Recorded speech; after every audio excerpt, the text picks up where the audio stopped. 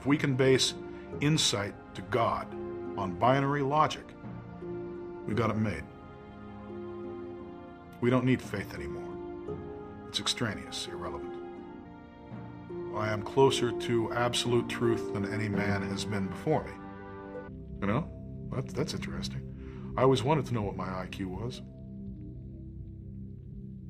The verbal problems were all pretty easy, so I just breezed through them. I happen to have a larger than average vocabulary. My IQ would be somewhere between 190 and 210. 210 seems very, very, very high. It does seem that way, doesn't it? Albert Einstein was estimated at between 180 and 190. Charles Darwin is way down there in the toilet at 135. Are you a genius? Well, you're kind of putting me on the spot here, aren't you?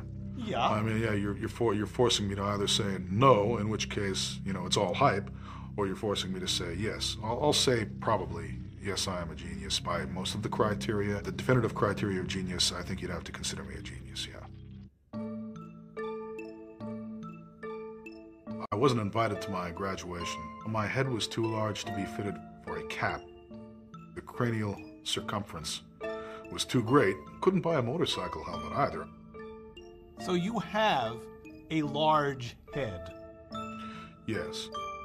Near as I can determine, it's about 6 standard deviations above the norm. The odds against having a head the size of mine are millions to 1. And the odds of having an intelligence such as yours? Also millions to 1. I had this knowledge, this utter knowledge that someday I would do something qualified me as being a genius. I could get straight A's in school without doing a thing. I found the whole experience of school to be highly annoying. I think I could have wrapped the whole thing up in a couple of years. Instead, they managed to keep me around for 12.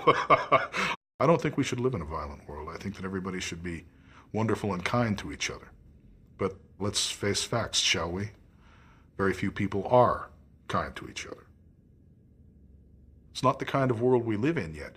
If I have anything to say about it, it will be the kind of world we live in someday. We need an alternative to academia. And the alternative to academia is the ultra-high IQ community. Smart people are vastly outnumbered by average people. It's the nature of the bell curve. Mediocrity has triumphed. Everywhere you look, you see signs of mediocrity.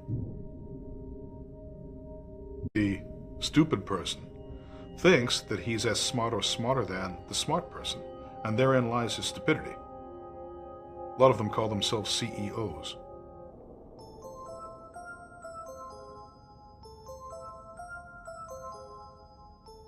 Have you ever met someone smarter than yourself? As near as I can tell, no.